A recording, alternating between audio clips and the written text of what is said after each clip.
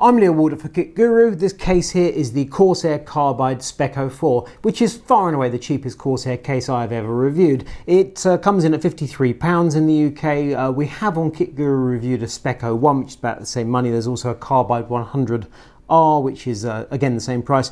But in Corsair's range, cases generally start around the 80 quid mark and head on up from there. So this is, by their standards, absolutely bargain basement. Now, it has very few features. One of them is the fact it has a window in the side panel, and the other is that it has a case fan with LED illumination, white LEDs. That's about it. Oh, there's some yellow on the front. It really is a basic case. That LED fan actually started life in the front of the case. I've moved it to the rear for reasons I'll explain shortly.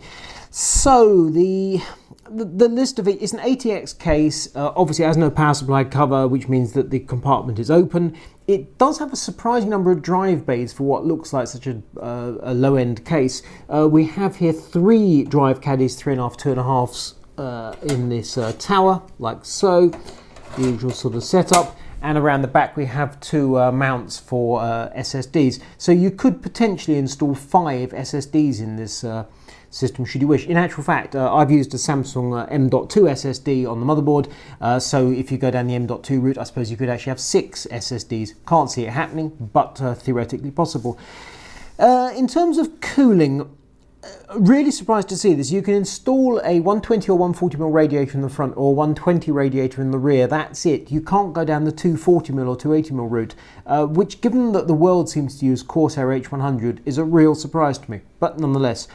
So I thought, well, let's just push this build to the absolute max, do something a little bit mental, and then see whether or not the cooling is overwhelmed. I did not expect this case to perform in any way, shape or form, and I was truly fascinated to see what I could get it to do.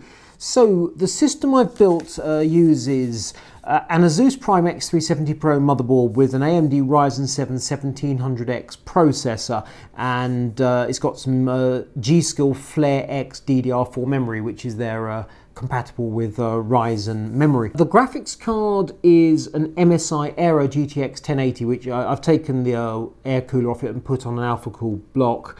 And we've got, as I mentioned, the Samsung SSD. Power supply in the bottom, as you can see, is a Corsair AX1500i. Now, you do not need a monster power supply in a case like this. This system draws about 300 watts in total under maximum load.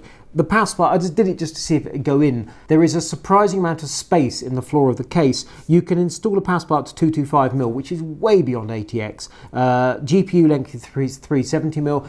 However, I put the cooling system here, so that actually takes up quite a chunk of the space the graphics card might go in. That GTX 1080 just squeezes in, so there is still space, even though I've put some cooling hardware in the front, and you've got 150mm above the CPU if you choose to go down the air cooler route. So you can put 2 120mm fans in the roof. I've put a couple of noctuas in there. You can put a 120mm fan in the rear. I moved the 120mm stock fan to the rear. You can put a 120 or 2 120 or 140s in the front, and I've put a Corsair ML140 in there, just the one, but they're separate kind of housings, so you can't put a 240 radiator in the front.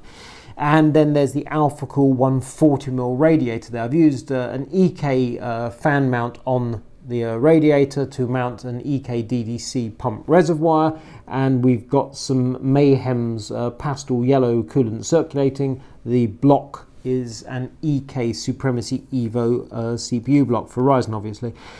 And I have to say that my expectations being rock bottom, just non-existent, I half expected the system would just boil when I put it under load, and it doesn't. Now, it's worth noting the temperature figures I've got. AMD has updated its Ryzen Master software, so now the temperature figures you get from Ryzen Master are supposed to be accurate. There's none of this 20-degree offset thing we had going on for a while.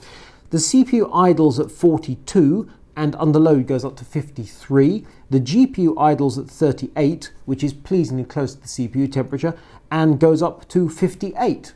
So 53 for the CPU, 58 for the GPU, on the same loop with one 140mm radiator. Who would have believed it? Now, the fans are spinning at a reasonable pace. It is not excessively noisy, but I can hear them. It is not silent. The case just doesn't do anything for noise deadening whatsoever. Absolutely acceptable. So I don't expect anybody to build a system similar to this into this case, but the fact is it can be done. It's remarkable actually what you can do with a case that's as basic as this if you work at it just a little bit. But there's no modding or anything, I just put the bits and pieces in. There is incidentally an LED strip in the roof of the case just to give you a bit of illumination. It's not all coming from that rear case fan.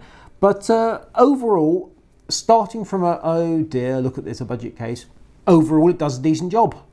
My expectations have been surpassed, mainly because I don't have any expectations, but there we go. £53 gets you a perfectly competent case that looks perfectly reasonable and does decent cooling. I mean, it lacks the filtration I'd like to see in the roof and such like, but for that price you can't really complain too much. So there we have it, a new budget Corsair hits the stores.